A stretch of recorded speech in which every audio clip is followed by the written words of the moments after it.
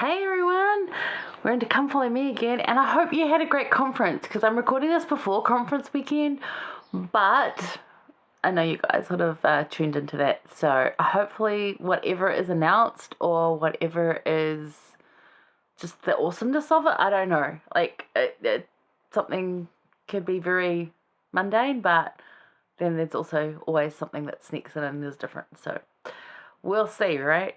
Who knows, but at least under these conditions, we can screen it all over the place. And I'll do a conference update too, you'll see that. But beside the point, we're talking Come Follow Me. We're in sections 111 to 114. Now, 111 starts off, it's 4 months, 5 months. So this is August, the one that we just talked about last week, where the Lord answers their petition and appears in the Kirtland Temple, and then Moses, Elias, and Elijah come. That was in April. So this is in August. They're heavily in debt and really worried about it. It's sort of prominent on Joseph's mind, and if you read his journals and his discourses, it really was an issue for him. He was really, really worried about it, as you understandably would, for many, many reasons. And it was just a time where this had to happen for our church. It hasn't happened since. Once Brigham Young got to Utah, the Providence started in and worked really well. Prior to that, though, you've got a lot of saints that keep arriving that have nothing. They're immigrants, they're poor, welcomed, of course, and baptized, and absolutely wanted that they came in. However, how do you provide for this influx of people that come with nothing? It's a real dilemma. So in all of this dude comes to Joseph Smith and says, I think there's some Spanish gold in a lady's basement that died over in Salem. We can go get it because no one's claiming it and I know where it is.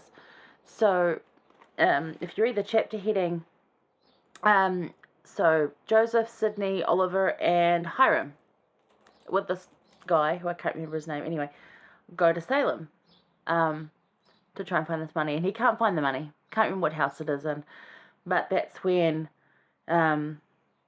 it's apparent that no money is there. When it became apparent that no money was to be forthcoming, in other words, there ain't none, they returned to Kirtland.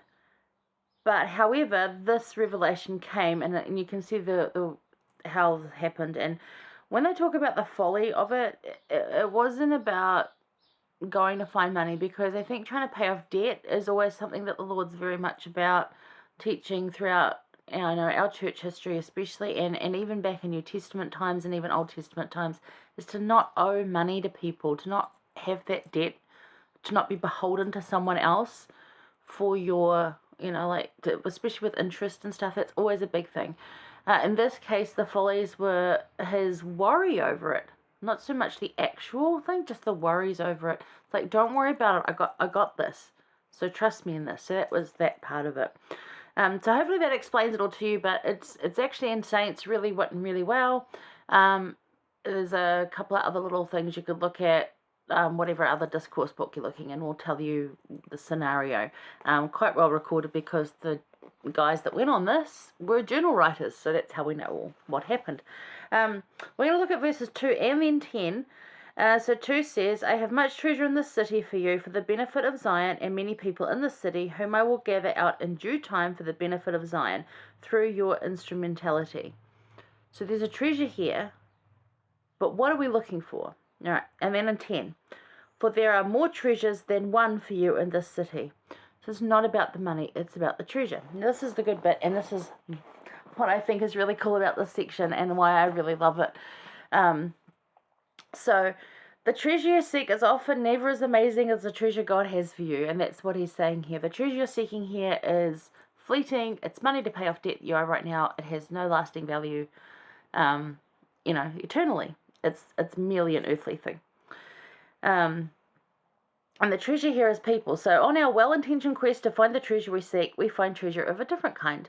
The treasure here is people, because it's treasure in heaven. Erastus Snow, Hiram gives this revelation to Erastus Snow some years later, and Erastus Snow goes back and it forms a branch of like 120 people. And what's so awesome about this group of people was that their heritage was in this place. And my heritage is in Salem, Massachusetts.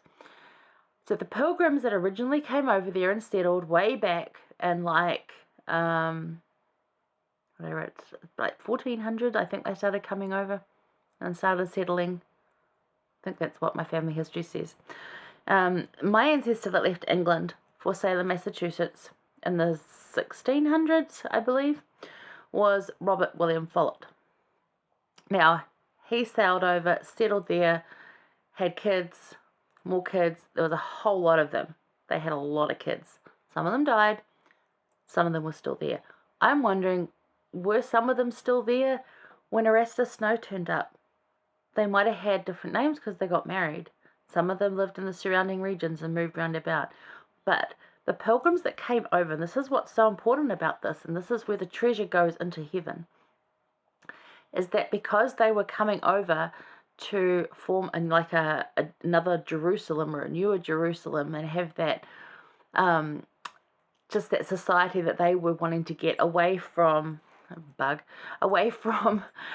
was happening over in Britain, England area. And so they came over for that. They kept immaculate records around births, christenings, marriages, and deaths. And what do we need those records for? That's right, temple work. That's where it goes into eternity, because my ancestors on that line have had most of their temple work done in the 1880s in the St. George Temple. Now, how beautiful is that? So that's my connection to Salem, Massachusetts. So when the Doctrine and Covenants here talk about treasure, that treasure is part of my family. And I think that's super cool. And I'm sure if you looked in your family tree, you'd find some connection to somewhere like that. Just the same kind of thing, where those might not be in the scriptures promised the same, but that's this kind of treasure that we're looking at. And that they kept the records, and that area, like Preston, England's another one. But yeah, just thinking around things, that's what the treasure is. So yeah, this area was done in 1818. So people is treasure, and this treasure, it's part of me. It's part of my heart. And I've never been to Salem. Back, actually, no, I got it wrong. So William Follett came to in the 1400s, in the late 1600s. I think I've got here before, around the time, what have I got there? 1858. So slightly after all this happened. But Henry Benjamin Follett came out to New Zealand. Actually had his wife die, and then had a child out of wedlock. And I guess they came to New Zealand over here to kind of escape all of that gossip and stuff, and set up shop here, and stayed in New Zealand. So I don't know why they came to New Zealand. I have no idea on that.